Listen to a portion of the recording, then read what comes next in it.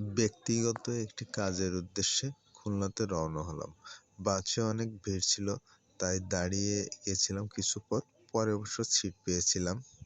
খুলনাতে যেয়ে বন্ধু সুমনের সাথে দেখা, তাই সুমন বন্ধুকে সাথে নিয়ে আল-রফা রেস্তোরাঁতে চুই ঝালের মাংস খাওয়ার জন্য চলে গেলাম। বন্ধু সুমনের সাথে প্রায় 14 থেকে 15 বছর পর দেখা হয়েছে আমাদের।